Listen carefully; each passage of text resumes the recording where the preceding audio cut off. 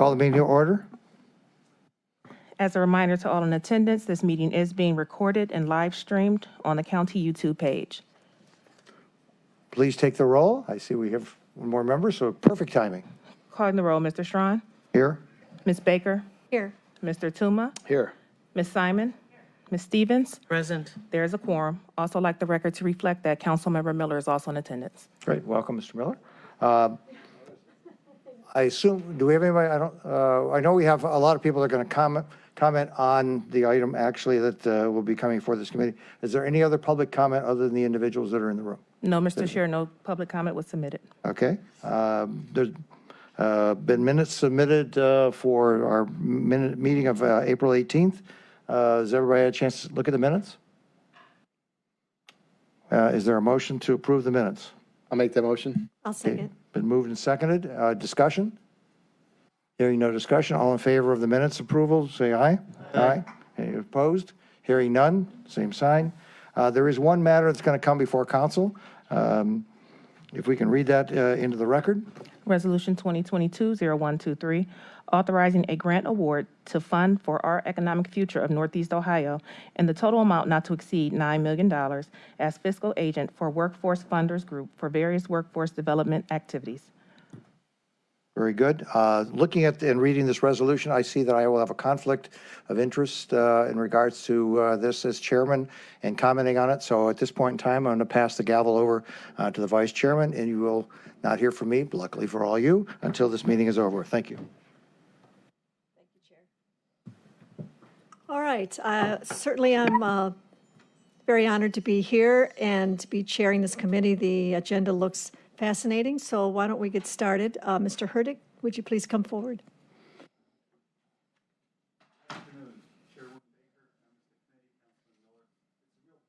Excuse me, Mr. Hurdick, microphone. It's a real pleasure to be here, Chairwoman, members of the committee, Councilman Miller. This legislation brings forward an investment of county general funds made available due to receipt of ARPA funds.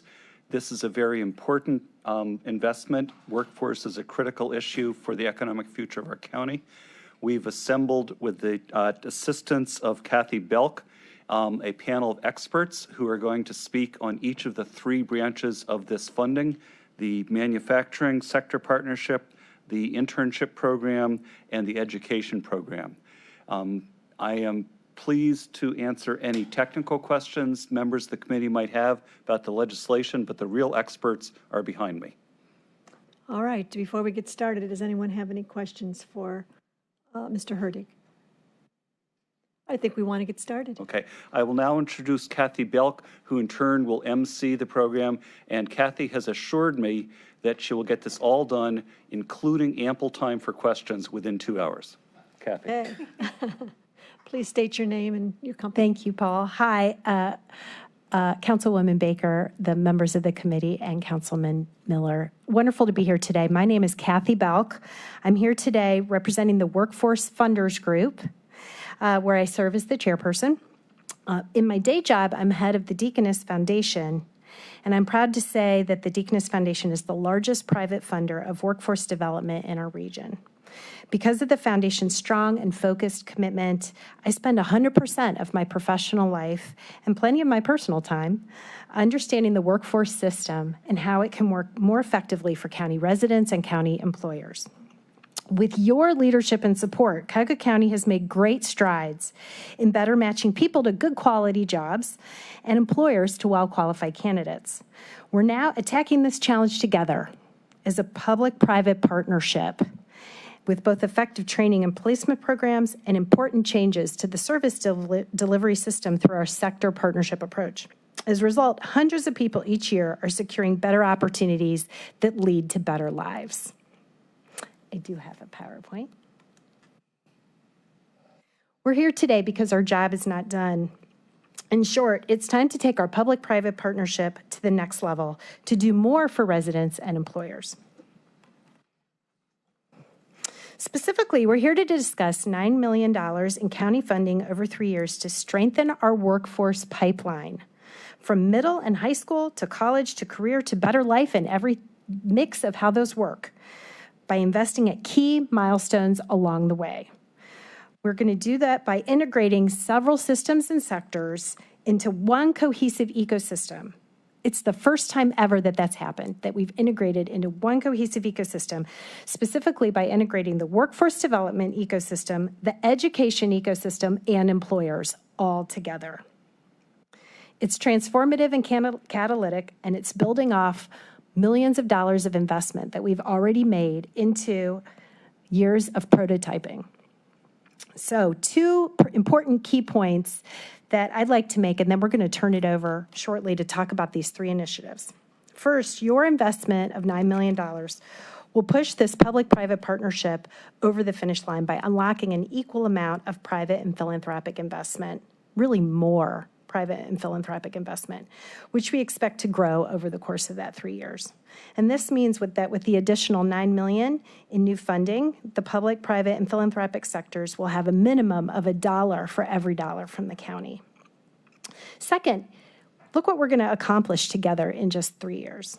Over 2,700 people in good manufacturing jobs on a career path, 60% of whom identify as Black or Latinx.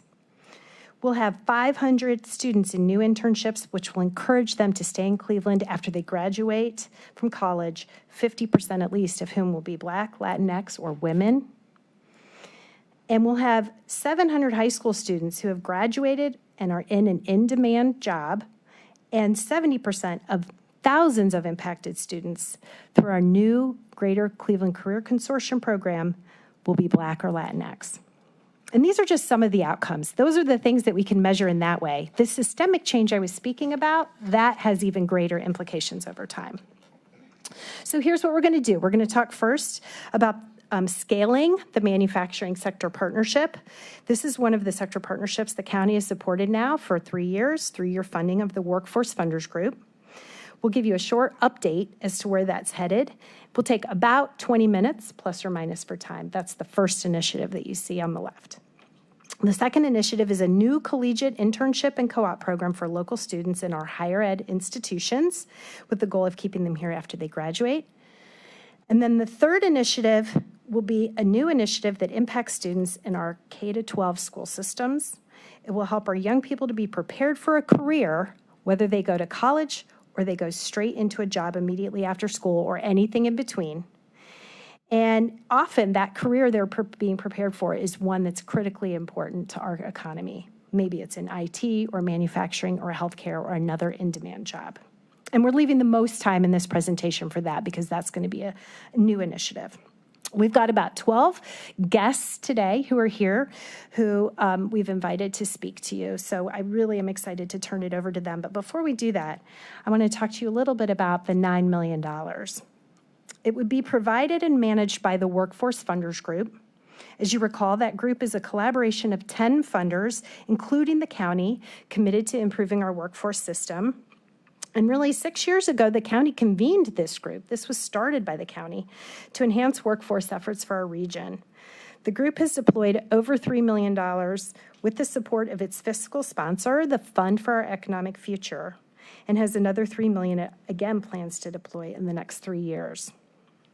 I'd like to just highlight that we have the chair of the Fund for Our Economic Future, William Gary, who is the EVP of Workforce Community and Economic Development at Cuyahoga Community College, here in the front row. And we also have the president of the Fund for Our Economic Future, Bethia Burke, who is also here. Thanks for joining. The Fund for Our Economic Future is 18 years old. With a focus on inclusive economic growth, it has deployed about $100 million into our region, and given its mission alignment and its participation as a member of the Workforce Funders Group, as well as its financial expertise, it is the perfect fiscal sponsor for the Workforce Funders Group and for this funding. So let's get to talking about our 3 initiatives. Please ask questions as we go. We're really eager to answer your questions. As I mentioned, we have several experts. I'm happy to take any questions now, but I think we're all eager to hear more about these 3 initiatives. So with that said, I'll turn it over to the first team. I'll introduce the folks here for the Manufacturing Sector Partnership.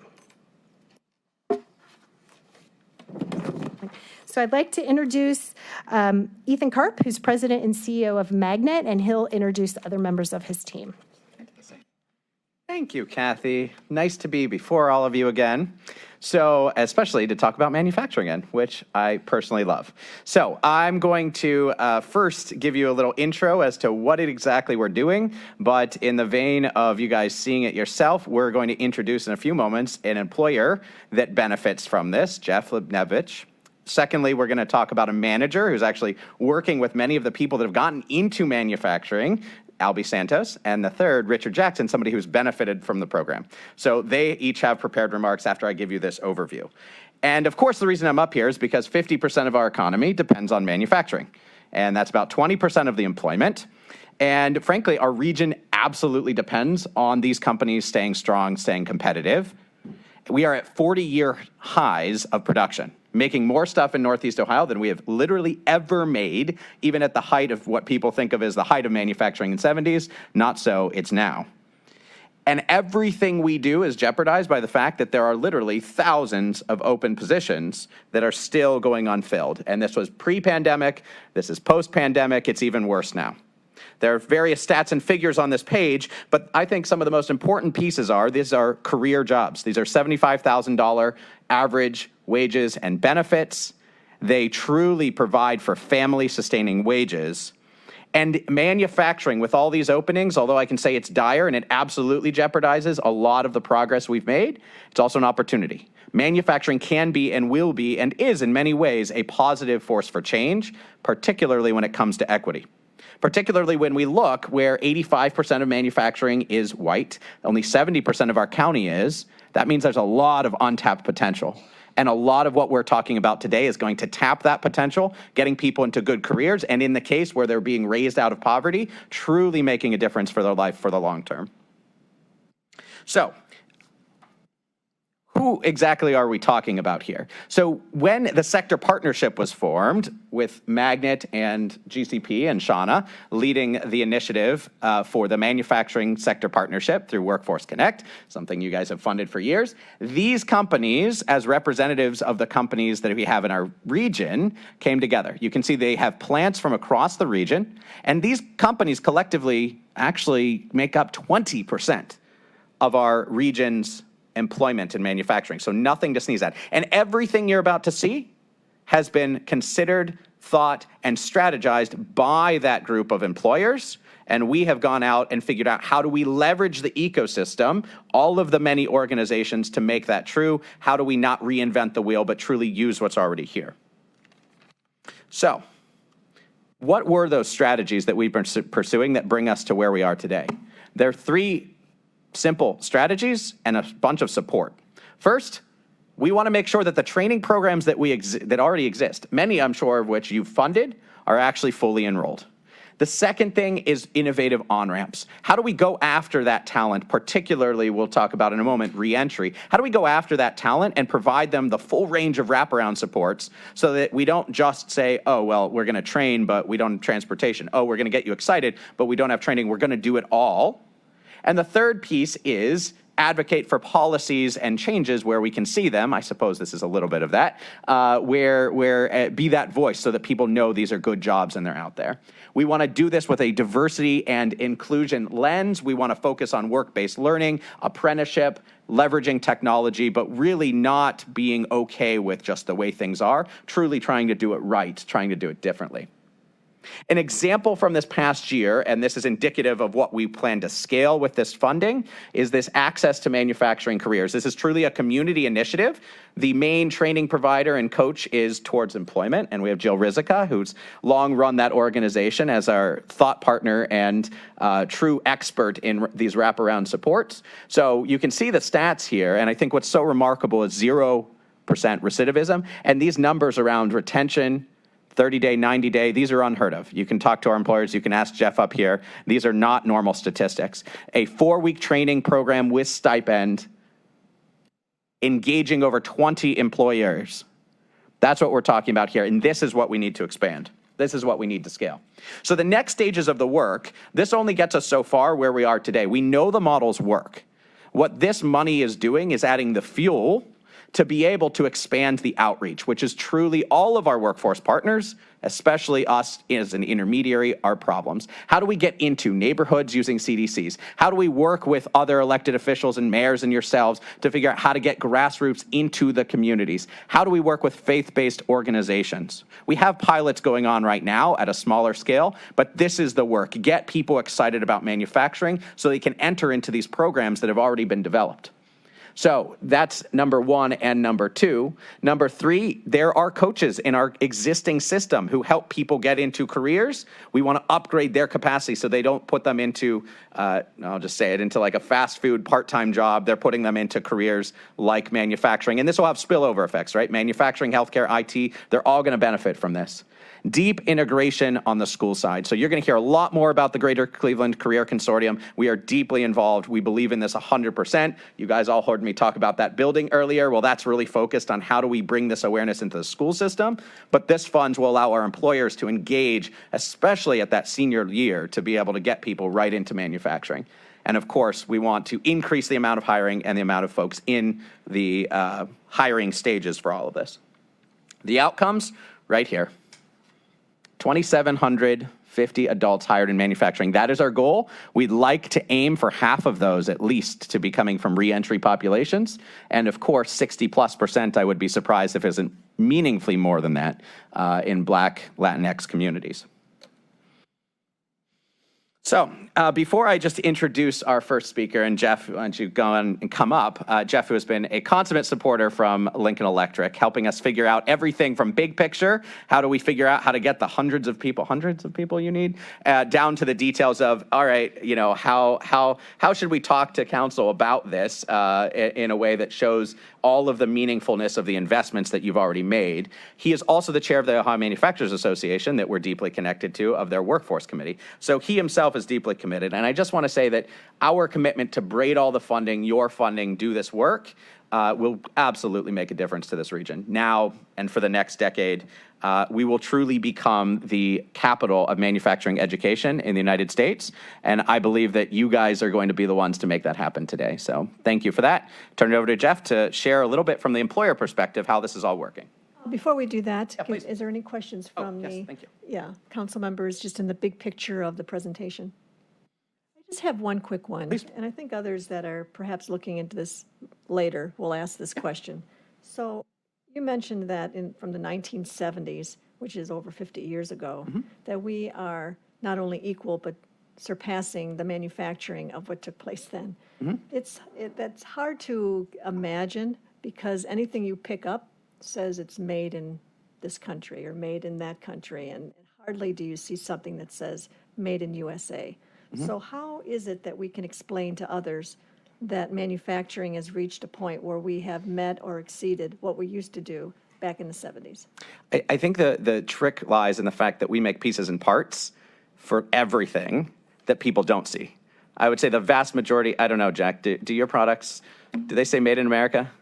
Like, I mean, they say it, but would you see it if you just picked it up? I know you can't talk, so sorry. I'm just saying, like, most of our products you wouldn't notice because they're buried inside other products. Okay. They're largely buried inside other products that are made in America, but you know, the big name brand cheap stuff that you might see coming in that we purchase every day, that was never Northeast Ohio's strong suit, right? It's the cars and the big auto companies. It's the planes and the Boeings. It's these sorts of things, amongst many other things, polymers, plastics, you name it, welding equipment, just things that the general public does not see. I'm sure Made in America is proudly stamped on everything that Lincoln does. So does that answer your question? Yeah, it's just, but even with that, for those that we don't see stamped, and your position is that we have met or exceeded, no matter how you look at it, what is made here versus what is not anymore, what used to be made here and no longer is. Yeah, my number is just a GRP number, right? So the gross regional product, inflation adjusted from the last 40 years, we edged right above it shortly before this. So okay, it's good to know. Yep. Okay. Please. Welcome. My name is Jeff Lebnevicius, and I serve as Senior Manager of Organizational Effectiveness at Lincoln Electric. In my role at Lincoln, I work to develop strategies to help address workforce challenges. It's my honor to be here today to share some collaboration examples led by Magnet. As Many of you know Lincoln Electric's headquarters are in Euclid. We produce welding and cutting products and automation solutions, and we currently employ 3,000 people in Northeast Ohio. I've been employed by Lincoln Electric for 28 years. I was introduced to Magnet about 6 years ago. Our CEO, Chris Mapes, was a member of the board of directors at that time. Our current president of North America, Doug Lance, currently serves as on the Magnet board of directors. During the time that I've served in my current role, I've also been a member of the Ohio Manufacturers Association, and in the last few months, I've been named chairman of the Workforce Leadership Committee. The OMA has embraced sector partnerships as a model for addressing workforce challenges through community collaboration, and I've personally observed a tremendous shift in our community structures and systems based on the efforts that I'll outline. I take pride that Cuyahoga County leads many of the state efforts in innovative strategy planning. Ethan commented, manufacturing jobs are among the highest paying jobs in our region with good benefits. Like many industry, there's a shortage of people entering the manufacturing workforce. Workforce participation and development is a topic that's vital to our regional economy, but without collaboration, the number of unfilled jobs only continues to grow. Industry sector partnerships represent collaboration. It includes manufacturers, government, academia, and service providers. Manufacturers in our region believe that the first step in workforce development is to create excitement for manufacturing jobs through enthusiastic engagement with students at an earlier age, and also to include parents and educators. Magnet is a key facilitator for new outreach programs such as PACE, which is a planning and career exploration in partnership with the Cleveland Metropolitan School District. PACE is designed to help middle school students through high school with career exploration. By expanding the number of students to career awareness and interest building through guest speakers and plant tours, manufacturing companies in our region hope to grow the base of students who become interested in our industry. Lincoln Electric is an anchor company for that PACE initiative, and we were a host site for the PACE kickoff earlier this year, attended by CEO Eric Gordon and Mayor Justin Bibb. At the high school level, Lincoln Electric is a strong supporter of Magnet's early college and early career program. We have hosted students from Ginn Academy, Shaw High School, and John Marshall each year since 2017. ECEC is a unique approach to education that combines on-site experiential learning with the opportunity to make some money along the way. It also includes the opportunity to earn articulated credits at the local community colleges. Upon graduation, students who complete the ECEC program are offered a full-time position with any of the host manufacturing companies, and a tuition reimbursement structure exists that promotes continued education and skills development debt-free. At the post-secondary level, multiple community colleges, including Cuyahoga Community College, have engaged into developing a STEM-based curriculum such as an Industry 4.0 short-term certificate program, as well as the creation of a smart manufacturing bachelor's degree. And those are also supplemented with plant visits and work-study earn and learn programs. And then finally, Access is a state-recognized 4-week training program to prepare individuals for entry-level jobs in a variety of different sectors, but particularly manufacturing with the assistance of Magnet. Students learn job readiness skills and technical competencies. There's about 20 companies that are involved.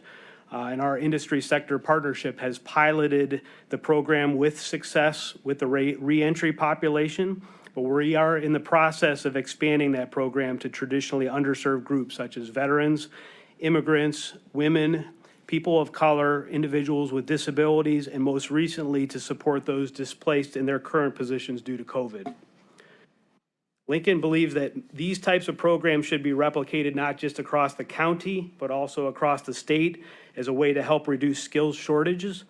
The key theme throughout this presentation were partnership and collaboration. I want to thank you for your interest and for inviting me today to highlight some of these efforts. Thank you very much for that. Any questions from our council colleagues on this? You know, as it was mentioned in the program, or in the hard copy that we're reading, it seems that manufacturing has changed. I mean, I think many parents and maybe grandparents think of manufacturing in the older environment, the hands-on assembly lines, and of course all of that has changed. do you reach out in your presentations or others that are involved in this to really, it takes quite a skill in order to now understand the computers and the tech piece of manufacturing, and how do you overcome the old stereotype? So I think that's still a misunderstanding that there's a number of parents who have not been exposed to manufacturing careers, and likewise, students haven't had exposure to a manufacturing environment. So part of these programs is to find a way to, first of all, bring the technology or the hardware to them at an early age, and then bring them into the manufacturing plants where they can see the actual technology that's being applied. So you've got lasers, you've got additive manufacturing, which is 3D printing of either plastics or metal. Robots, I think I said lasers. So there's a tremendous amount of technology on the manufacturing floor. And I think when both the students and the parents have an opportunity to experience that environment, it really changes their perception. Is there, and what kind of advancement is there for that student? Say he moves along this track, he begins his career in manufacturing. What can he anticipate as a career in manufacturing beyond his entry level? So I grew up in Cuyahoga County, and I could tell you that I started off on the manufacturing floor assembling product at Lincoln Electric 28 years ago.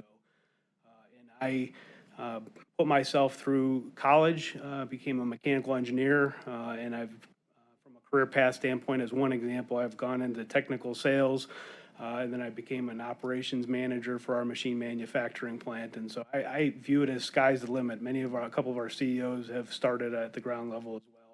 Just so many different career opportunities, from quality assurance to service to becoming a management, if you will. And then it's just a city within a city. There's IT, there's finance, there's human resource, and you name it. So. Yeah, I think that's probably not as well known as it could be, and I'm sure you will do once you get a chance to continue on this track. All right, well, that's very interesting. And Lincoln Electric is making quite an investment themselves in Euclid, in your plant, aren't you? Every year we have millions of dollars that go into upgrading and expanding operations in our Euclid operations, and Mentor, we have large facilities in both locations. Right, well, thank you. Appreciate, any other questions? All right, we appreciate it. Thanks. Alvi, why don't you come on up? So our next speaker for you is a different perspective. So go ahead and flip here. So Alvi Santos, production supervisor at Diamond Metals, one of the companies who has actually hired a lot out of the program. So slightly smaller company, so you see the wide range of things that go on. I'll let Alvi introduce himself and talk for a bit. Go. Good afternoon, everyone. Please state your name and your company. I am Alvi Santos. I'm with Diamond Metals. It's located on the west side, and I'm currently the second shift supervisor. Very good. Myself, I had a pretty troubled background, and I was incarcerated for a good time of my adult life, and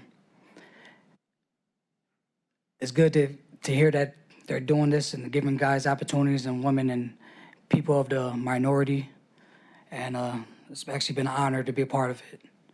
I came home to a very judgmental cloud about my background, and then they didn't really give me an opportunity about how they judged me instantly because of my background.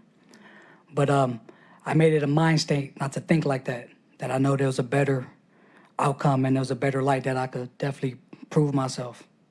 So I am an instructor with Access and Magnet, and it's brought a lot of joy to me because I feel like I'm giving back to certain people that's been in the same situation that I was.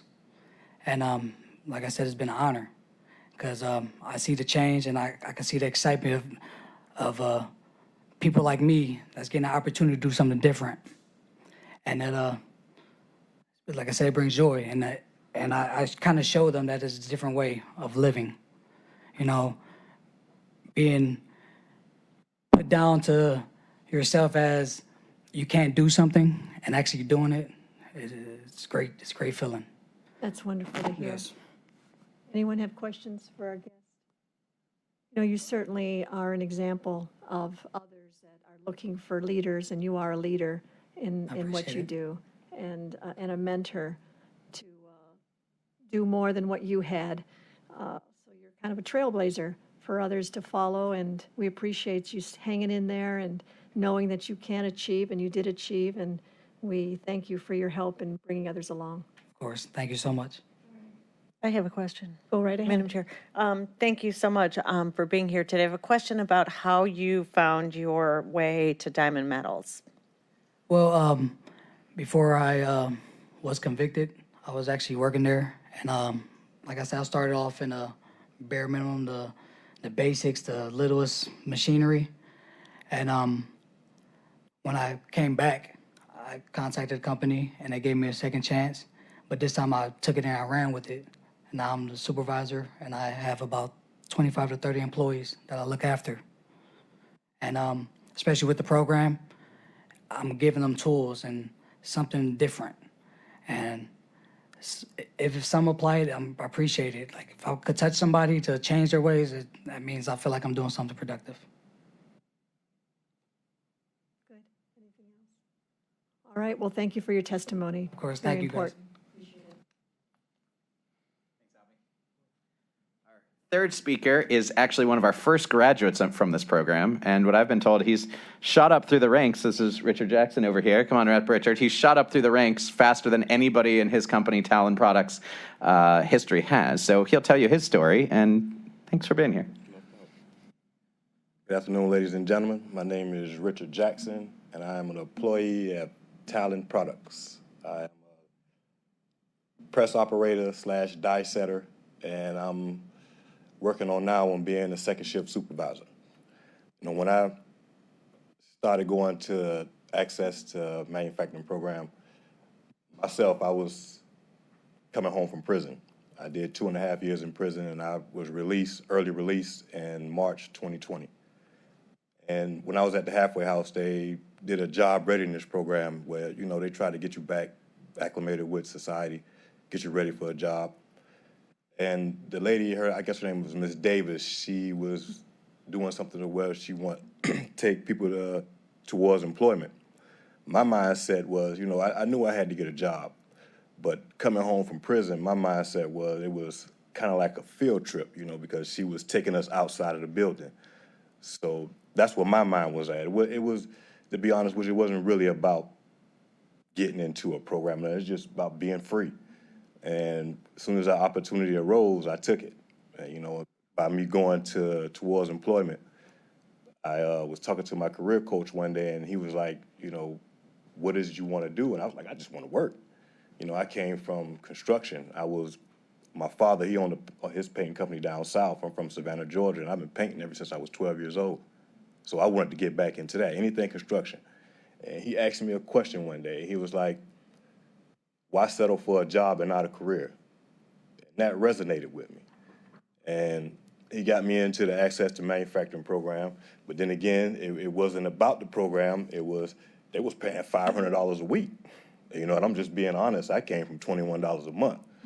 And $500 a week, yeah, sign me up.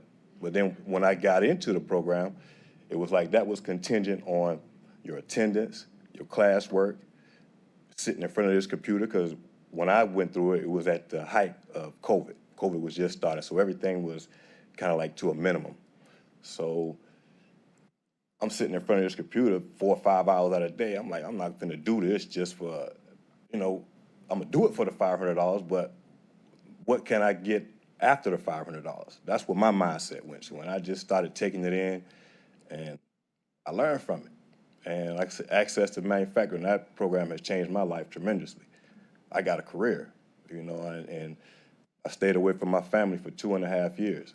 And coming back home, I wanted to be the man to be able to help support my wife with things, and this has allowed me to do that.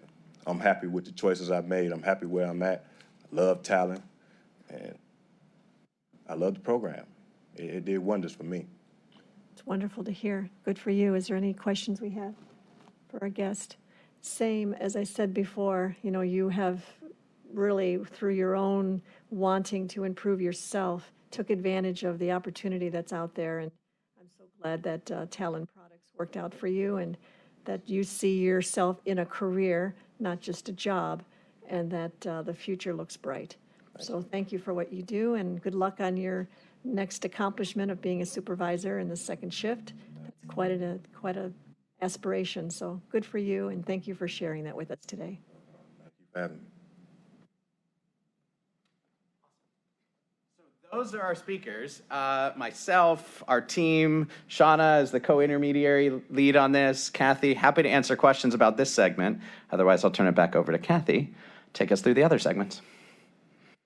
Any questions that are left? I think you gave us quite a great overview, and the stories were certainly enough for us to understand that it does work. Well, big thank you to you all, and to Jeff and to Alvi and to Richard very much for sharing their stories. And it truly is an honor with everybody in this room to be doing this work. So thank you very much. Kathy?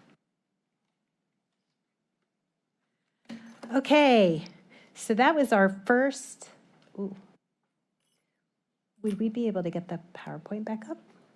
That was our first initiative of our 3 initiatives today. The second one, I am now going to introduce Shauna Marbury, the SVP of Talent Partnerships at the Greater Cleveland Partnership. And while she's walking up, I'll just say, you might notice she's a co-manager of the sector partnership. She's leading this initiative, and she plays a big role in the third initiative.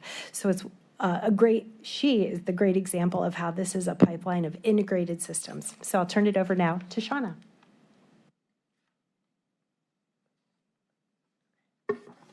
Thank you, Kathy. Good afternoon. I'm Shauna Marbury. I'm the General Counsel and Senior Vice President for Talent at the Greater Cleveland Partnership. I'm really happy to briefly talk with you today regarding the STEM Internship initiative. And I want to point out that this initiative has connectivity both to the Manufacturing Sector Partnership, which we just heard about, and the Greater Cleveland Career Consortium, which will be coming up in a few moments, both bridging age and also target populations and industries, and also occupational spotlight. We know that STEM, which is science, technology, engineering, and math, encompasses many manufacturing occupations, and manufacturing, along with other in-demand industries, are a focus area, again, for the Greater Cleveland Career Consortium student career exposure. So we know that our region has a challenge with what's commonly known as brain drain. Under 50% of college students stay in our region after graduation. We desperately need this talent pool to stay and make Cuyahoga County their home and/or their place of employment. While students are receiving a great education in our local colleges and universities, they aren't necessarily exposed to the world of work through curriculum alone. Internships are a great way to begin to deepen that attachment to the region by shedding light on what job opportunities exist here. We know that nationally, 70% of students who are interns receive a full-time offer, and 80% of those individuals actually accept the offer after having a hands-on experience with an exciting career opportunity.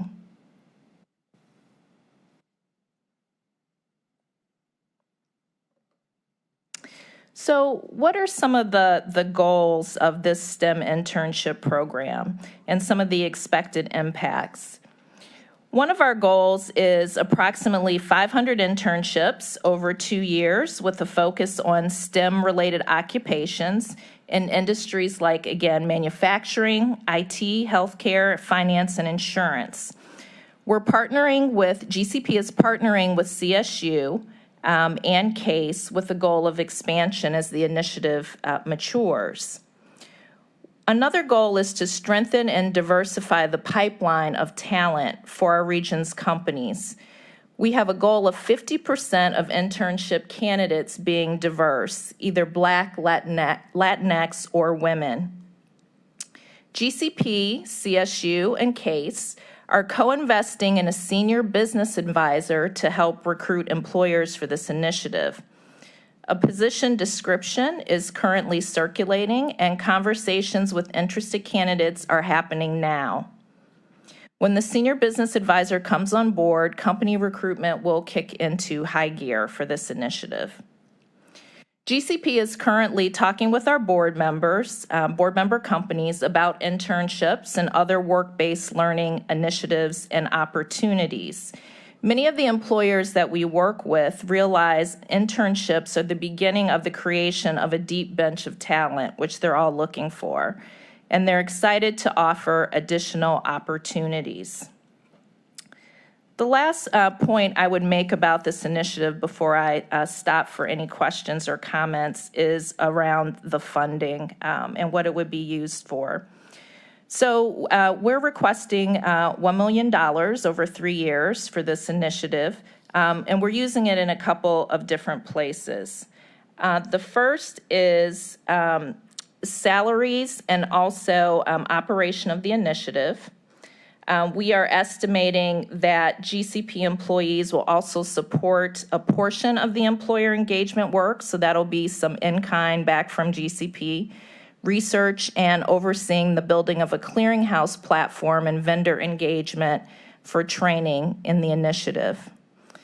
The primary portion of the request is around an intern subsidy or incentive.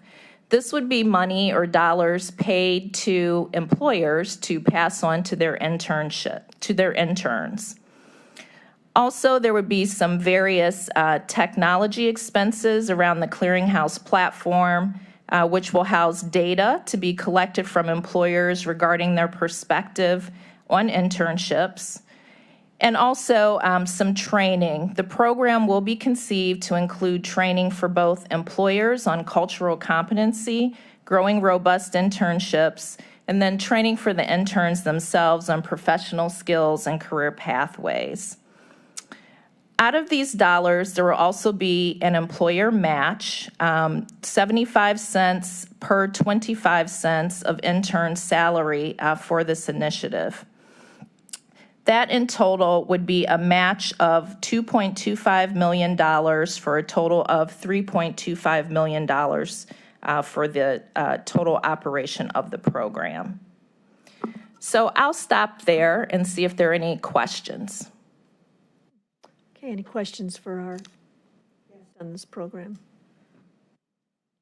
I may have one for you. Just trying to understand the $1 million that's being spent. You outlined salaries, training, subsidizing, perhaps some research and data. Do I have that right? Or say I'm an employer and I'm looking for employees, and this program comes to my attention, and there is a high school graduate that is looking for a career and is considering perhaps a career in manufacturing. Just walk me through how this scholarship can help that employer and employee. Right. So the STEM Internship Initiative is focused on college students. So these would be students at the college level taking advantage of internships. So our goal is really to reach out to employers in our community. Many employers already have internship programs, but we know that additional opportunities are needed. So we will be talking with employers to grow the number of opportunities that they have. And then also partnering with CSU and CASE, obviously on the student side, to recruit students who are interested in these STEM opportunities and being a part of the internship experience. In terms of the $1 million, I didn't want to take the time to go line by line, but again, the primary portion of that funding would go to the wage subsidy for the interns. So about $750,000 over 3 years to help subsidize the wages of interns, assuming that each intern would be paid approximately $6,000 for their internship experience. If I may follow then, for the college student who's maybe in his second year of college, are you looking for those students that haven't dedicated their time yet to what degree they're looking for? I mean, there may be those that are wanting to go into legal, or maybe they want going into medicine, or maybe there's a profession that how do you approach those students that are undetermined which is, I guess, what you're looking for, to encourage them to consider a career in manufacturing?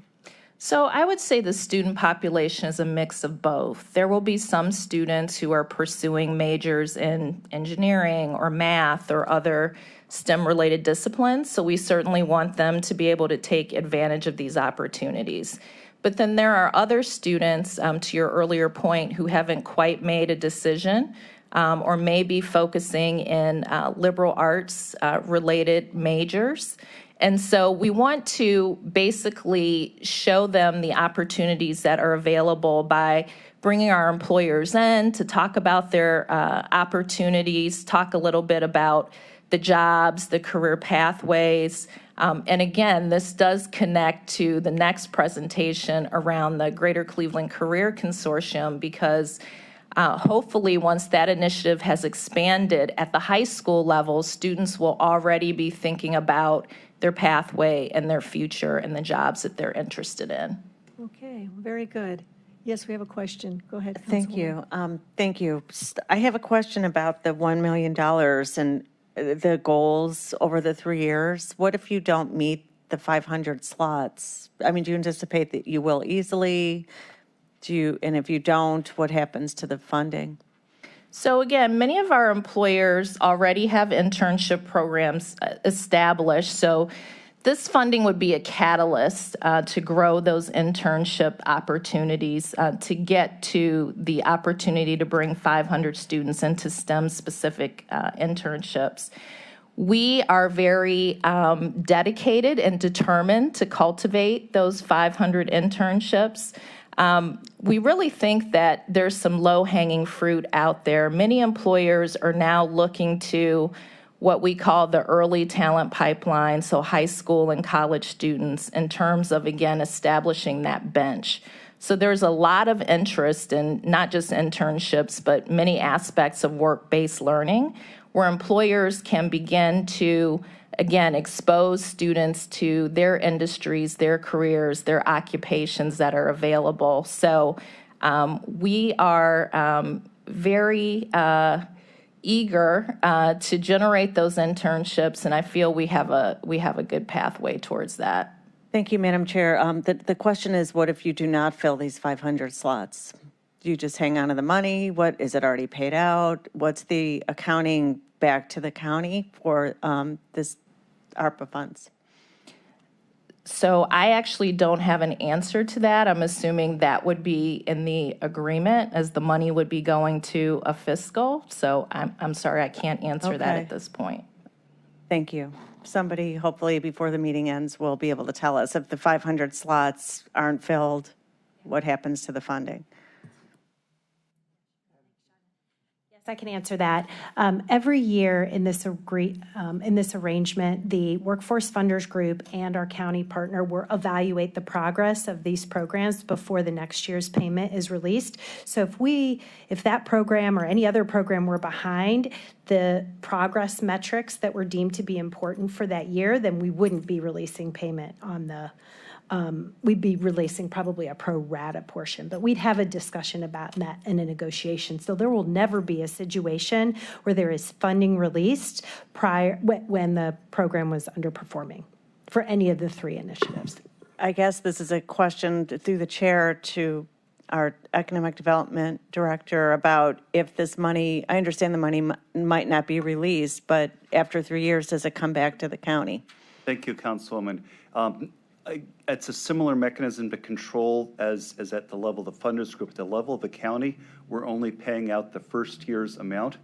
And just like Kathy said in regard to the workforce funders group, giving it on to the projects, we will not give next year's money to the workforce funders group if there's not satisfactory progress.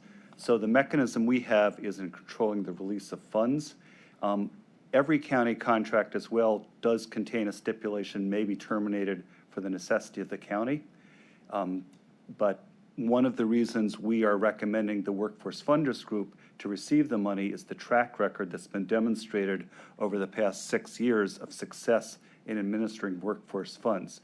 So we have a confidence level that between the selection of projects that's already happened and the control that Kathy has talked about, that the Workforce Funders Group itself will ensure that there is either successful performance or the money will simply be reallocated to get the performance. Okay.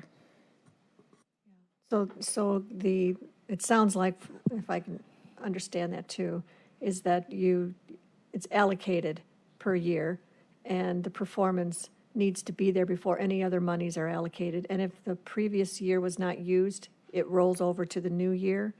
Yes, thank you again, Councilwoman, and I will answer first, and then Kathy may go deeper.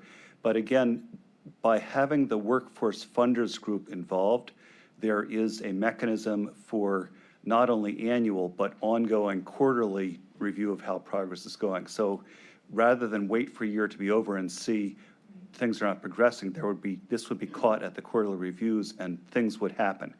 This has happened, honestly, now with some of our own sector partnerships where there's had to be mid-course adjustments. So again, we do have a control. We're only releasing 1/3 of the money upon closing of this agreement, but in addition to that control, we have the confidence in the Workforce Funders Group controlling at the level of letting it go to the individual projects. Madam Chair. Did you have a follow-up? Yes, I have a Oh, I'm follow-up sorry. question. Go ahead. So are we saying we're not doing reimbursement? We're dispersing in advance of compliance or the actual undertaking of the activities? Thank you, Councilman. That is correct. As a grant agreement, we anticipate making a grant payment, but again, only 1/3 of the amount, only for the first year. And are we receiving documentation that provides us with full compliance each quarter upon completion of the prior quarter? Thank you, Councilman. We do anticipate receiving written quarterly reports. Okay, so that's written into the agreement? Councilwoman, I believe that it is, and we'll double check to make sure Okay. the schedule's That quarterly. begins to give us some comfort. If within 1 quarter of completion of the work, we are receiving documentation that evidences full compliance, then we'll very rarely be more than 6 months out of shape. Correct, right? Councilwoman, correct. Okay, thank you. Madam Chair, just to follow up to my question, and this is the same mechanism for the 5 million 3-year for that's the same type, right? That's correct, Councilwoman. The Workforce Funders Group controls the release of each of the pots of funds. So I just want to be clear, if the money's not used within the 3 years, what happens? That grant's not dispersed, correct? The county hangs on to that and will use it in the general fund? Thank you, Councilwoman. If in the event we could not release the second year or the third year, the money would then not be spent. And that would go back to the general fund? That's correct. Okay, Well, thank you. This is new territory for all of us, but Councilwoman, it would be to the amount of general fund that was being programmed due to the county's receipt of American Rescue Plan, in whatever way that's being controlled. You're talking about which line item it would go into?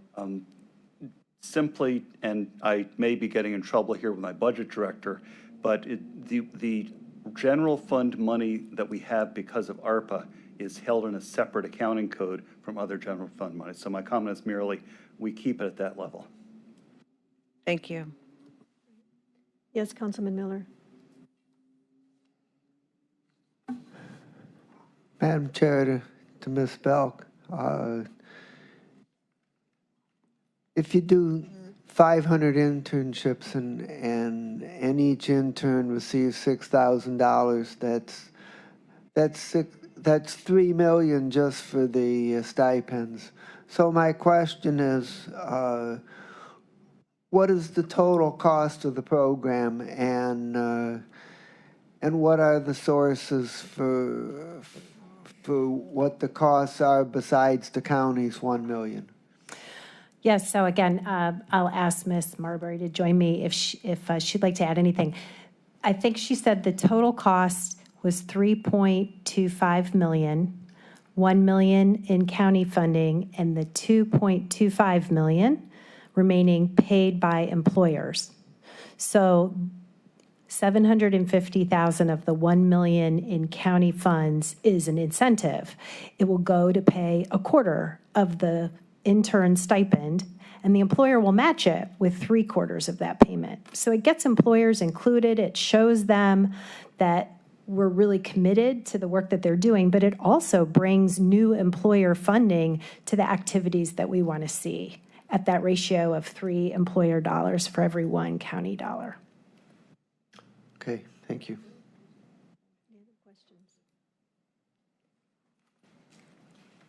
The only thing I would add to that is that there's also significant in-kind coming from the Greater Cleveland Partnership in terms of staff that will be helping to implement the program and to operate the program. So that's outside of the $3.25 million budget. Is there a number connected to the Greater Cleveland Partnership in-kind donation? 30% of a staff person who reports to me, 10% of me. I don't have the number on the top of my head, but it's several $100,000 over 3 years. Thank you.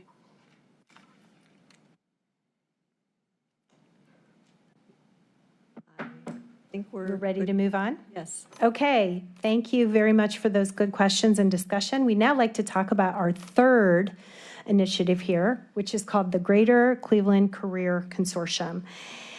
This is the earliest part of our pipeline. We've been talking about services for adults and now services for college students. And now we're going to talk about how we're going to give enough visibility and experience to county students who are in our public schools and how they can then be much better prepared to be excited about these incredible careers we've been talking about. So I'd like to introduce Helen Williams, the Program Director for Education from the Cleveland Foundation. She is going to be working with a number of other experts in the room here today to tell us more about this program. So thank you, Helen. Thank you, Kathy. Great. Good afternoon. I'm Helen Williams, Program Director for Education at the Cleveland Foundation. I want to thank Chair Baker, the committee members, and Councilman Dale Miller for giving us the opportunity to share with you today this exciting opportunity, groundbreaking work that is focused on the question of how do we ensure that all students in Cuyahoga County are linked to career pathways and living wage job opportunities, particularly in high demand, high growth industries in our county. I am here as one of many partners who have been working over the past 3 years to develop a strategy that integrates education and workforce systems that resulted in the creation of the Greater Cleveland Career Consortium and the proposal that is before you today. I want to begin by showing a video that kind of sets the context, briefly describe the process that led to the development of the consortium and the rationale behind it, a review of the scope of this proposal, and I'll leave the budget numbers to Kathy. And because I know from listening to the previous conversation, there may be questions. And finally, invite some of our partners in this work to come and share how their organizations have aligned what they do to the scope and the goals of the consortium. So I'd like to begin by the video. Oh, here. Okay, where's the volume?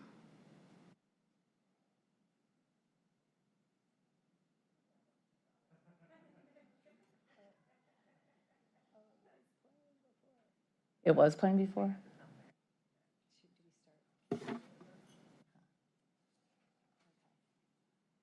Okay, should I press it again?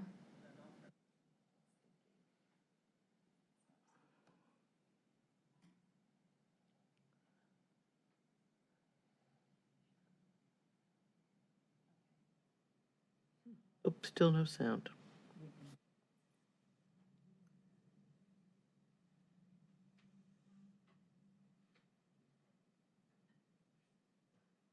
Did you try to play it Trevor, do you have a shot at?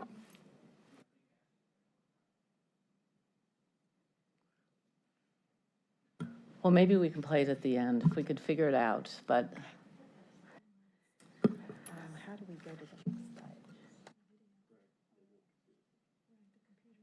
It's a great video. So if you ever have a chance to look at it on YouTube, do.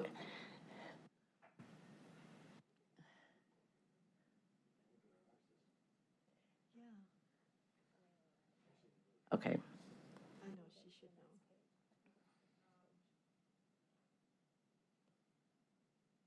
Okay. So I want to begin to take a look at the statistics to kind of set the table for this conversation. Every year, 10,000 public school students graduate from our 33 school districts in the county. 50%, 40 to 50%, depending on where they go to school, enroll in a post-secondary program. The other 50 to 60% have no post-secondary plans. They either go into the workforce, they may go into the armed forces, they may not go to work at all. We actually don't know.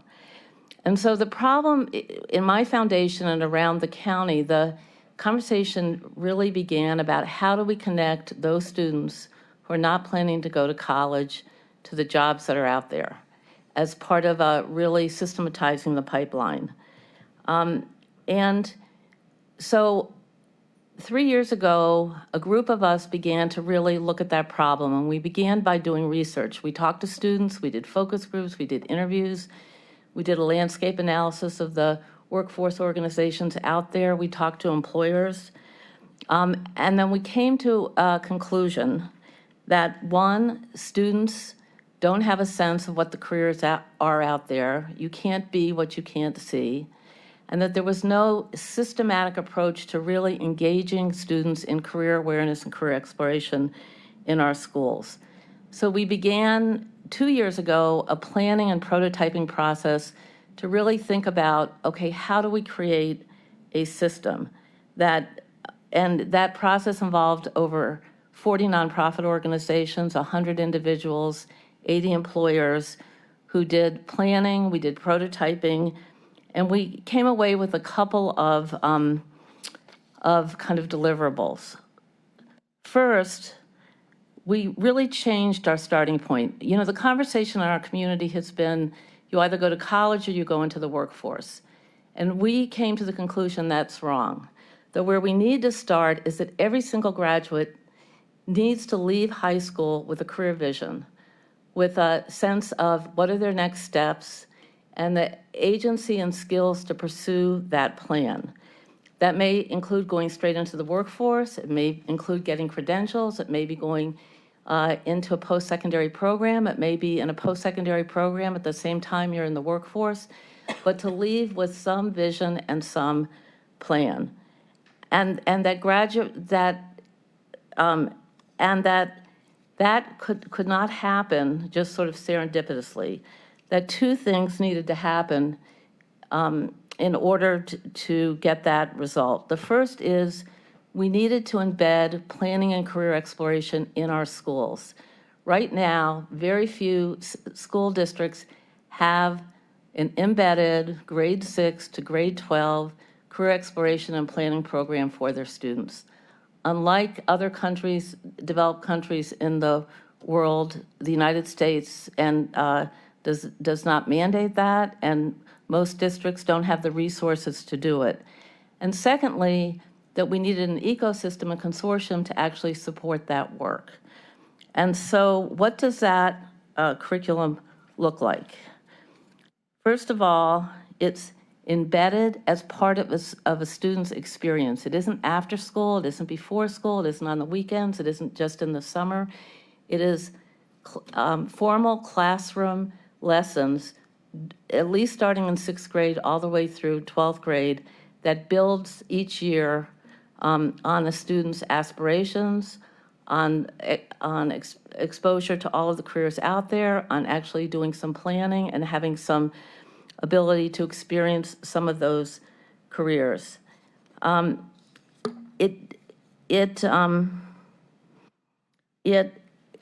curriculum should focus on, and it's been designed, a curriculum framework, that students are challenged to look within themselves, to identify their passion, their interests, their skills, and knowledge while they are exploring a variety of occupations, including those in demand here in Northeast Ohio, that they have time to identify occupations or careers that align with their interests and reflect upon why they are making those decisions and what are the steps they can to further explore those careers, and that students have many opportunities each school year to engage with community, partners, and employers to gain experiences that excite them and expose them to the opportunities that they might not know existed. And we heard the gentleman from Lincoln Electric talk about what his company was doing in relationship to that. The other piece of this is that students need to have training in associated skills. So they need training in financial literacy. They need training in preparing for employability. How do you do a resume? How do you do an interview? How do you present yourself? And also in networking. And the final piece of this is that there has to be continuous advising and guidance. Now, this is a pretty substantial curriculum. And the second thing we realized is that the schools can't expect it to do this by themselves. One, they don't have the expertise, and two, they don't have the resources. And so the second piece of sort of the findings were we had to create a Greater Cleveland Career Consortium that actually supported this work in the schools, that helped teach the lessons, that helped provide the opportunities, that helped do the advising and guidance, and that this could only happen if it was sort of centralized and not just a one-off of a district calling this employer, that employer. And so that became the Greater Cleveland Consortium. I will say that the consortium is really about connecting the systems to build a pipeline of talent in a very deliberate, systematic, and strategic way. It includes youth-serving organizations that you'll hear from today, workforce system organizations, employers in industry, public sector and philanthropy, and higher education that really is focused on how do we ensure that all K-12 students graduate with a career vision and plan. The consortium was launched in March 2022. And listed here are its functions. I would point out a few, which is to engage with school systems to implement this work based on each system's desires and needs. So it's customizing to what districts already have in place. It is no one size fits all, though there's a framework that, that really should drive what is taught. It facilitates and coordinates cross-partner communications, and it develops and implements a system for tracking outcome metrics, which is not something we currently have on a countywide basis. It is housed at the YOU. There was a very robust RFP process, and YOU was chosen for a number of reasons that are obvious to be the home of this. The other piece, just to give you an example of the kind of experiences that the consortium can offer to students, is off-site, short-term virtual classroom sessions, site tours, informational interviews, on-site short-term or classroom sessions, capstone projects. Long-term is apprenticeships, community service, internships, job placements, and coaching and mentorship. So what is the rollout? So this was, and you heard the gentleman from Lincoln Electric, this was prototyped in Cleveland beginning in the fall of 2021. They used the framework and created their curriculum, which is called PACE. And they were beginning to figure out how do you do the connections between employers and youth serving organization and the schools through the consortium. In the fall of 2022, what we realized when we started to do this planning is we started with Cleveland, but we realized it really had to be countywide. And it has to be countywide because employers don't just hire from the city, they hire from the area. Two, most of our partners already work in a lot of the surrounding counties, particularly in the adjacent school districts to Cleveland, and all kids needed it. And so our plan and what this grant is about is to begin in the fall with 3 to 5 county school districts who are selected through a process with the Consortium and the ESC to start planning to launch in the January of 2023 to begin another cohort of schools, bring them on board in 2023, and to roll them out in the fall of 2024. So our goal over the next 3 years is to actually implement this in 10 to 12 school districts in Cuyahoga County. So what are the anticipated outcomes? And Kathy talked about these briefly, but 700 county students will be entering careers in in-demand industries by 2025. So by connecting students to providing awareness of what the jobs are out there, we are connecting them and helping prepare them to apply and get hired in those jobs. 600 new summer jobs, 70% of impacted students will identify as Black or Latinx. 25,000 high school students and 13,000 middle school students will have access and experience the curriculum. There will be an increased equity in access to living wage career pathways and stronger long-term talent pipelines. I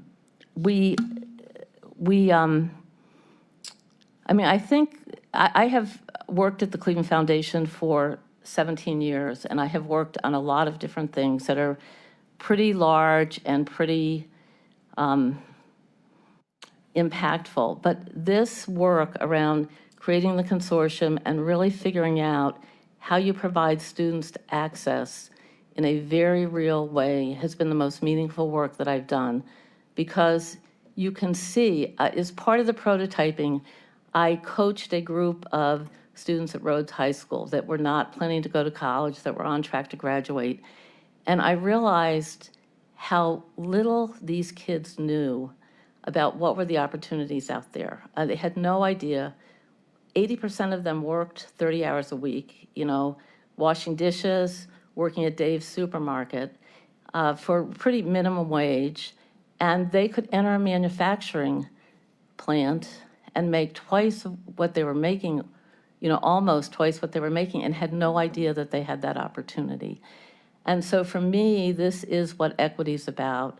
It is about opening up the opportunities, not just opening them up, but connecting students to those opportunities. At the same time, it really helps to develop a long-term pipeline that our employers really, really need in this community. So I'll stop and ask if you have any questions. If not, I really would like to call up some of the partners.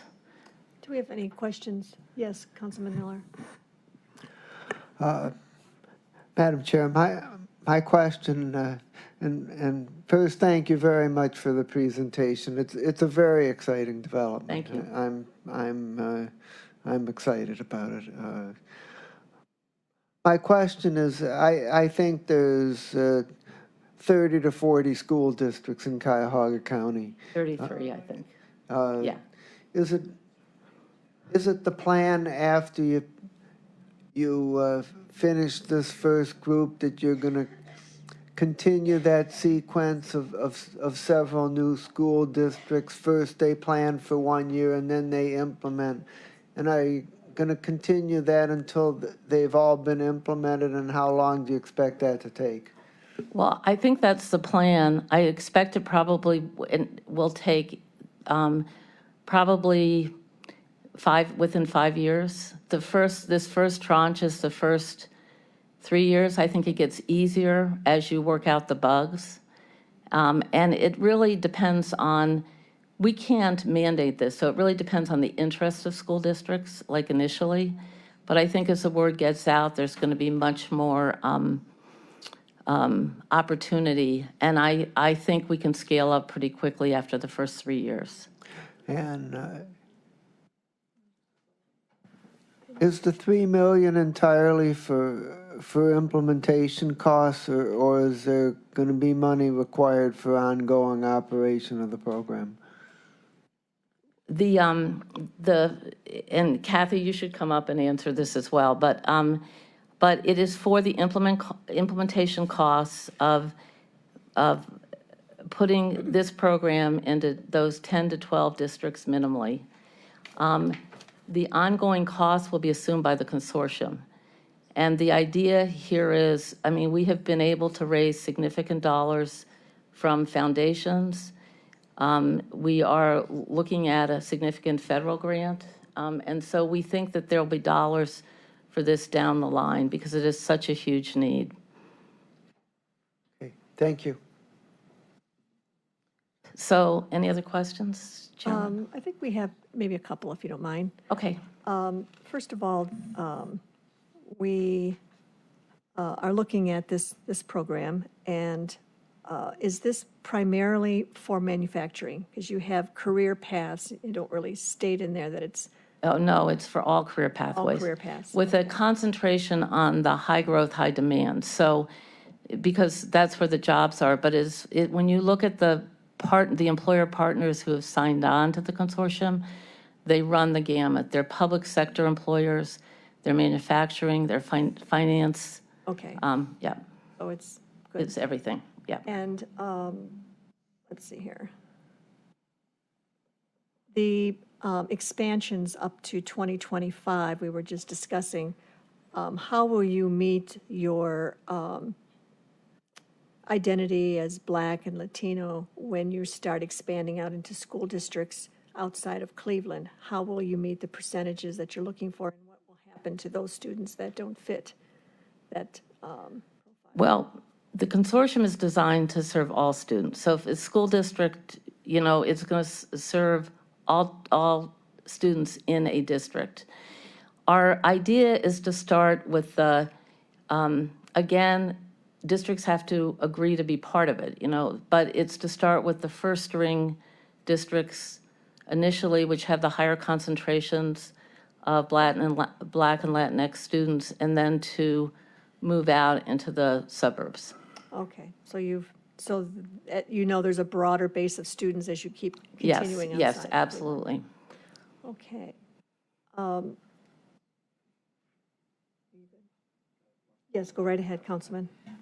I know it's late, so I do have one question. And yeah, you answered the one that we were talking about, because you just want to make sure that I see you have some goals, and you want to make sure you reach those goals, and you don't want these programs to end just because the pool of students don't match what you're trying to do. And we're trying to help everybody here. Obviously, I understand what you're saying when you're starting with maybe like Cleveland and working your way outward into this very valuable program. So I just want to make sure that we're all on the same page, which I think we are. So the other question I have, and this is kind of a little more, we talk about systematic sometimes.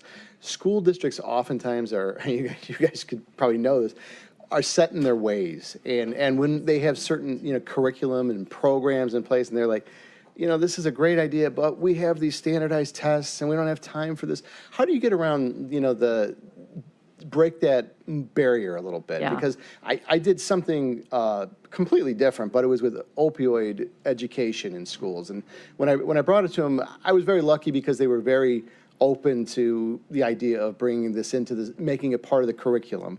How do you guys going about making this part of the curriculum, or the buy-in, I guess? Councilman Tuma, that is such a great question. So, what we've developed is a curricular framework. So 6 through 12, what every sixth grader should know and be able to do in terms of career exploration and planning, 7th, 8th, 9th, 10th. But we also recognize that many districts have bits and pieces of this already. And also they have different scheduling and so on. So our idea, and part of what this grant would pay for, is to actually have a couple of people at the consortium who work with districts, to figure out how to make it work and what are the resources that we can bring. And the idea is that they have to provide the time and space and some coordination, but a lot of the lessons are taught by outside organizations like YOU and College Now and Urban League and Junior Achievement. It's taking the already existing resources, because some of those organizations are already in there, and also figuring out the advising. And what we found in Cleveland, and it was useful to prototype it in Cleveland, and it's a huge district, is that the schools and the educators are welcoming it because they understand that kids graduate without a sense of their direction. And even the kids that go to college, I don't know if you've had experiences, but I think many of us have had experiences where our kids go to college and they major in something that they go there, they don't know what they're interested in, they major in something, they change their major, they take 6 years, 8 years to finish. So part of this is not just kids going directly into the workforce, but it's students who are matriculating to higher ed, that they have a sense of why they're going, what they want to study, and how it connects to the jobs that are out there. So it is for everybody. But this technical assistance and the conversation and all of that it's not an easy road, as you know, but it's got to happen, so. No, well, I appreciate the discussion. It's good that you have an understanding of what the challenges and the struggle is ahead. And I wish you guys a lot of luck on getting this program through, because it seems very worthwhile. And it's I got 2 kids in college right now, so I'm holding my breath that they stick to their majors. But yeah. The other thing is too, I'm not going to take any more time, but the other thing is, like you said, not everybody is made to go to college, made out for college. They don't, it doesn't always, not always in their future or in their path. And that's not necessarily a bad thing. And to provide kids with options at a very young age and say, hey, there are other things that people do or that you might be interested in. And sometimes it's just about finding what interests a kid to make him or her want to choose a career path. Like you had one of your, one of your people out here who said, hey, I wanted a career. I didn't want just a job. I don't want a job. I want a career. That's such a huge thing to hear that. And that was so motivating to hear. A career. I want a career. So maybe we can start with some of these young kids, and this thing is a very worthwhile program. Thank you. As you can see, I'm enthusiastic. I can. I appreciate it. All right. Thank you. Thank you. I would like to, do we have time? I'd like to just to give you a sense of, and this will give you a sense of how it is working, to invite some of the youth-serving organizations who are already working in this up. Lee Friedman. Yes, please all come forward. Madam Chair, as they come forward, could I make a statement? Yeah. Yes, go right ahead. I have to leave early, but the reality is that there are many options in this world, and we don't often encourage enough of our young people to explore those options. One of my favorite first cousins is a tool and die maker for Ford. That is a career. It is not a simple choice. The things that she studied to become a tool and die maker, she was analyzing and doing materials tests, looking at the chemical structures, the strength of the steel. The work that they do is incredibly important, and if we are to maintain who and what we are as a manufacturer of a significant number of strong products that keep this country healthy, wealthy, and our residents having options, this is the kind of work we really need to do. So this is almost religious in belief for some of us, because options are what makes America one of the best countries. And so I can't say enough about the work that you're doing and you're encouraging, and our investment is incredibly important. And while you may have heard my colleague and I talk about how we get the money back if there's a problem, we don't want the money back. We want you to spend every penny and come to us for an amendment that increases the allocation and have us struggle to find some pool of money to give you that to you from. This is one of our best investments in the future, and I wanted to make sure I said that. My colleague Jack and I laugh about the things that I support and I love, and small business development and growth, mid-sized business development and growth, that means that people have options. They're things that both of us across the aisle agree on, and couldn't be prouder to be part of the committee that helps council invest in this. So thank you for the time and coming. Thank you so much. You actually made my day. Thank you. Okay. Excuse me, Madam Chair. Yes. Just like the record to reflect that Council President Jones has named Councilmember Miller as a member of the committee today. Thank you very much. Thank you, Cheryl, for your participation. I will. I'm Lee Friedman. I'm the CEO of College Now Greater Cleveland, and we've been in front of this illustrious body many times to talk about college and college scholarships, so you may wonder what brings us here. And first of all, you've made our jobs very easy because you so understand what we're talking to you about. We're here because collectively, and with the gratitude for Kathy Belk and the Deaconess Foundation, Helen Williams and the Cleveland Foundation, who have led the charge, the people in this room that deal with students every day know that our ability to serve them is limited by what they know so they can then aspire to. And Councilwoman Stevens said it beautifully. If you don't know what a welder does, if you don't know what a PhD in biology does, when you don't know what a phlebotomist does, or whatever it might be, it's very hard for us to advise students on the path they should take, whether it should be an apprenticeship, a technical certificate, a PhD, whatever it might be. Going straight to a manufacturing company where they will teach you on their floor. These kids and all kids must have the awareness and the understanding, or we can't really fulfill our work. And I think that's why we're all here together. I know we're running short on time, but I wanted you to know that even for an organization that focuses on post-secondary, we think this is amongst the most important for every one of our kids. So with that, I'm going to introduce Michelle Scott-Taylor, who works with us, and she'll tell you a little bit about our presence in the county. Good afternoon. I'm Michelle Scott-Taylor. I'm the Chief Program Officer for College Now Greater Cleveland. And the reason why this work is so important to us is because we are great at helping kids figure out if you want to become an engineer, where you should go to become an engineer.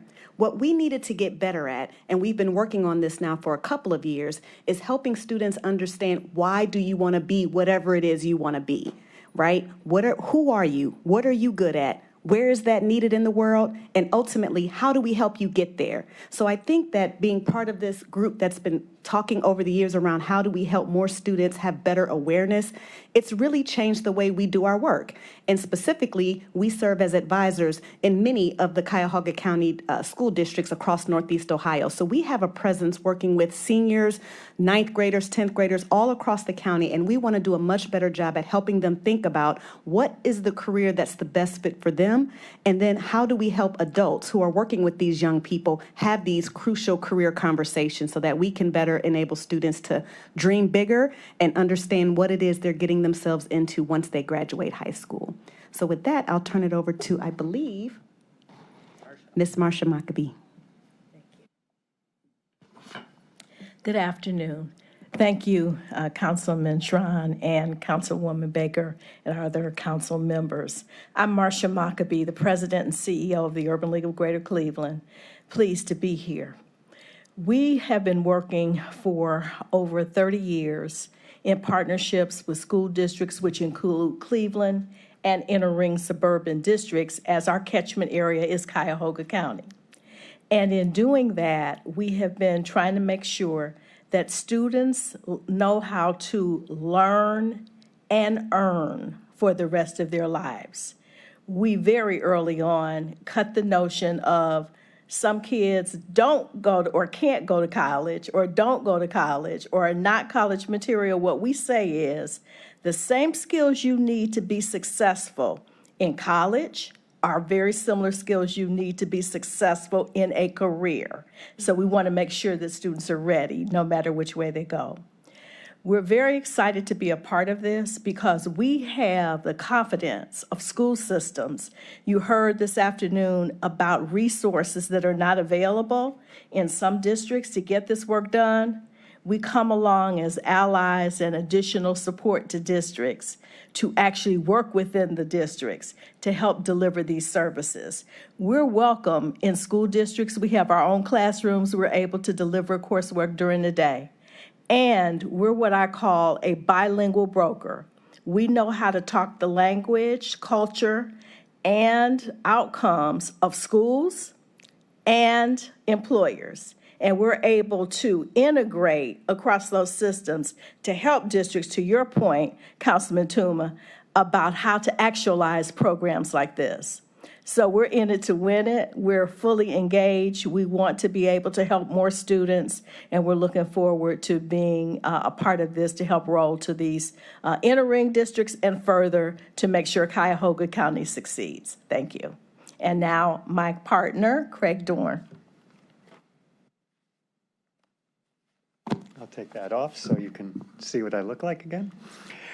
So I want to, first of all, echo everything that my colleagues have said. Marcia, Lee, and Michelle really said it beautifully, and I ditto everything they said. I wanted to add a few more things. One, it may be obvious, but just to underscore what's been said before about everyone coming together, and you just see the three of our organizations, which are all in their own way icons in the community, coming together today to present to you. YOU is known for summer jobs, and I'm going to talk a little bit about that because you saw that part of this funding does go for additional summer jobs, and why do we need that? So the reason we need that is really bringing together something Shauna Marbury said a bit ago about internships, and Councilman Baker, you asked about high school. This 600 plus additional summer jobs really would be more career-focused, internship-like experiences. So all the young people, when they're in the 10th grade, 11th grade, and rising seniors, can explore these careers we've talked about in IT, in welding, or whatever it may be. The other thing I wanted to share with you is that we're very honored and pleased to be the organizational home of the consortium. And although it is housed at YOU, it is led by a great team that is quasi-independent. I want to recognize Andrea Vulu, who's here today. And not here today is Autumn Russell, our fearless leader. We are very fortunate to have Ms. Russell serve as our leader of the Greater Cleveland Consortium. She does exactly what Ms. Maccabee just shared. She can speak both languages because she's worked at Magnet, but she's also worked in education. And this is a great culminating career opportunity for her. So I don't think we're going to have time for the video. I'm going to turn it back over to Helen. I guess before I do you have any questions for our three organizations while we are here? Anyone have questions? I have just one. In looking at your diagram of planning and career exploration in schools K through 5, 6, 8, 9, 10, 11, 12, and 12 plus. So, most kids aren't really thinking about what their career is going to be in kindergarten or second grade or even fourth grade. When they start maybe even sixth, when they start reaching the age of, I think I calculated a ninth grader is maybe 14 or 15 years old, and they still have another 4 years of high school, start thinking about, what it is they would like to do. Hopefully they are, and they're probably the most influential in trying to reach them and get them in summer classes or summer mentoring and things like that. But how are you, really talking about those kids that are so much younger, and how is that implemented into the curriculum? And I'm not saying that it shouldn't be. It just seems that those are awful young kids that are really thinking about more than just their favorite teacher and learning the very basics of education. So, Councilwoman, thank you for that question. So I'm going to go back, Craig, to something that we did together some years ago called Kids College. We served over 500, and it was through county funding, over 500 students that we served together. And we served students grades kindergarten through the 8th grade. And I will tell you that we had a career focus every week, and it was age and stage appropriate for every grade level. And what I will tell you is that through creative play, to see younger children put on costumes of being a fire person, being a cook, and understanding what those things meant, really began to have them to start talking about, when I grow up, not just I want to be a basketball player, not just I want to be an entertainer, but all kinds of other things that then can be nurtured through reading in the 3rd grade and all those other things that happen along the way. So it's really about, many of our children have not seen in their communities other kinds of aspirations, and so it's about exposing them at an early age. And while most of our focus is on high school and so forth, I'm sure that once we get 6 through 8, we're going to be thinking about what is the real structure and support needed to get down to those earlier students. We think the sooner the better. And the schools that you're working with outside of your success in Cleveland, are they all cooperative? Do they encourage you to come in and let's talk about options for our kids beyond what it is that we're required to teach? Of course. Well, first of all, College Now is in 75% of the county schools. And what I would say to you is they're always receptive to the work. We will work as part of our consortium together to figure out which school districts are sort of ripe for the early stage. As you heard Helen say, there are districts where there's lack of a kind of professional culture or college-going culture, that where these young kids don't know, right? And that really gets to the young kids issue. So we have no problem. School districts are eager. They don't want kids to go to college and then drop out, or not go to college and wind up with nothing good, productive to plan for. And so I don't think we're going to have a problem doing it. And as I said, we're already touching so many of these kids through our advising staff, and many of our other colleagues here too, many of them, so. All right, well, that's Does interesting. that answer it? Okay. Yeah, I just, the kids are young, and there's a lot of opportunity there for them to learn, and integrating this piece into that. I just wondered how receptive the schools would be at a K through 8 or even a K through 6 curriculum. I'm not sure. I don't know how much they will, but if you actually were to watch early childhood television programming, Daniel Tiger and those kind of things, Blippi, Sesame Street, they all focus on early career awareness now. Not when I was a kid or my kids were children, but now they all do. Yeah. So I think they'll be very receptive. It's just really a question of, how they pay for it and how they find time and all that. But I don't think we're going to have a problem. Would you agree with that? Agree, and just also couple with the fact that we're hoping that this workforce training that's part of this entire program, we will bring families along, because we also recognize the importance of family knowledge and awareness. So we see in those younger grades really having great partnerships with families and providing resources and tools for them to be able to help their young children be aware about careers, and then maybe even themselves. All right, well, thank you. Any other questions for our guests? Looks like we've been very thorough, so. We also have 2 employers who are going to speak about the value of this, so I want to be sure we have a chance to hear from them, and I'll ask Shauna to come back and introduce our employer partners. Thanks, Kathy. So we all know for companies to continue to grow and expand in the county, it's critical for them to have a deep reservoir of talent from which to draw. Through the table being coordinated and created by the GCCC, employers can work to scale their efforts to fill talent needs. The GCC is an important convener for all stakeholders, but particularly employers, as they continually search for innovative ways to find the talent that's key to their success. So we have 2 employer representatives who have joined us this afternoon to briefly share why this work is beneficial to their organizations.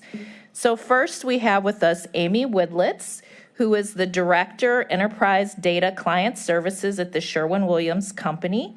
And we also have Tiffany Short, who is the Director of Culture and Organizational Effectiveness at the Metro Health System.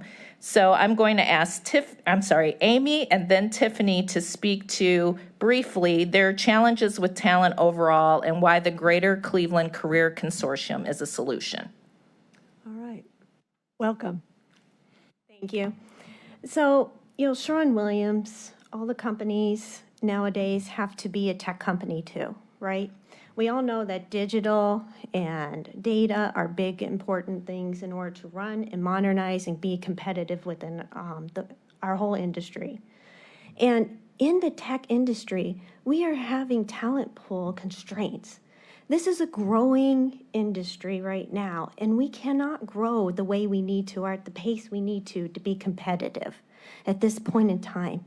And we're having trouble finding that student coming right out of school with the talent that we need for now, and even looking towards the future. We can see out 5-10 years where we're going to be, believe it or not. And we don't see that right now. And what we are excited about is GCCC is going to allow us to be able to work with schools, nonprofits, and collaborate with other companies in order to get our requirements out of what do we need now and what do we need later in order to expand that talent pool and to give us one place to work with in order to find that student that we need and to also work with those students too and help to grow them as we go through this. I'm really excited because we want to keep those jobs locally. I mean, we are actively working on that to bring talent into this area, and it's important. And I'll even go with a personal thing too. You know, my mother was the first person in Asheville City Schools to have a computer in the classroom, and it was grade school. And I will tell you, what I saw what that one computer did, I'm not saying they all went in tech jobs, but they could get into jobs where they could use a computer, secretaries, things like that. It was amazing what those kids, their mindset changed. So thank you very much. This is worth it. Good to hear from those that are actually going to benefit from the work that's being proposed. So thank you for that. Welcome. Thank you. Good afternoon. I'm here representing Metro Health, and like most employers, we're experiencing labor shortages. And so we have had to look at how we recruit differently as a result of that. And I would say that students have been an untapped population for us, to be quite honest.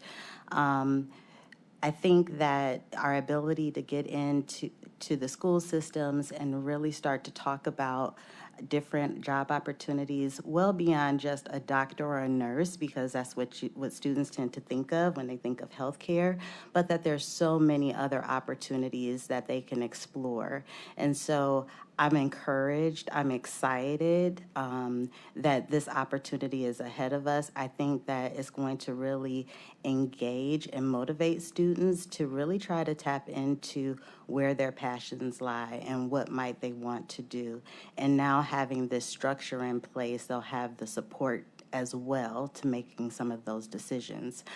In my role at Metro, I'm also responsible with the partnership with Lincoln West Science and Health. And I will tell you that we've seen such growth in the students there because of the access. So I think many speakers talked about that ahead of me, just talking about, you know, students don't know what is even out there, what's in front of them. And I will tell you that we've seen great growth in our students, whether it be through their attendance going up, their graduation rates growing up, just because they have that access. And it's all about that career exposure. So Metro Health is excited to partner in this way and to really have some of the same takeaways and wins that we've seen with Lincoln West High School with a greater population of students. Very good. Thank you. All right. Well, we certainly appreciate you coming forward and taking the time to really express to us what this program's about, even in the piece by the employer. So, Madam Chair, we thank the committee for its attention and patience. Kathy and I are here if there's any final questions before you vote. Any final questions? Yes. It's not a question, it's just a comment. I just want to thank you folks for all coming in this afternoon. And it's really nice to see enthusiastic, with a great idea. I mean, a lot of people are enthusiastic, but we hear their ideas and that's such a good idea. But it's very, very refreshing to hear, and I wish you folks a lot of luck. Thank you. Councilman Miller. Madam Chair, I would also like to express my strong support for the program. My experience is that students really are clueless as to what's out there, and there's just not a good understanding of the whole world of work and what the opportunities are. And what I really like about this program is that it doesn't pick out one little piece of it. It deals with students that are going to college, students that are not going to college, students that are going for credentials. It's not just the city of Cleveland. Your aspiration is to cover every school district in Cuyahoga County, and I think this is a transformational expenditure of ARPA money, and I wish you the best of success, and I would like to ask that my name be added on this resolution. Thank you. I would also certainly like to add my name to this. I agree. I think that what we hear and what I've heard for years, not even just in the last couple of years, is the qualified workforce, is that we just don't have the people. And those that we do have tend to leave. So we really do need to concentrate on this. It looks like you have a very strategic plan to overcome this issue, and I appreciate all the testimony and all the people that came today. It meant a lot for us to hear it and see the big picture as Councilman Miller and Councilman Tuma expressed. So with that, I think it's not going to be too difficult to ask for a motion to move this item to the full body of the council for second reading. Also move. Second. Thank you. All those in favor say aye. Aye. Hearing no nays. Well, I'm sorry, I have to vote. I abstain. Sorry. Abstain, sorry. So we have 3 yeses and 1 abstain. So it does pass. Congratulations. Certainly, this was one of those projects brought before us that we're very pleased to see. So if there's no other miscellaneous, oh, you're going to take this back. Oh, I don't get the gavel. No, you don't get the gavel. I still chair the meeting. All the work. And I want to echo my colleagues. Thank you for everybody coming forward. Those of you who know me know how hard it was for me to sit up here and not say a word. So with that, thank you, everybody. Is there any miscellaneous business to come before the committee? Hearing none, close the meeting. Thank you very much, everybody, for coming.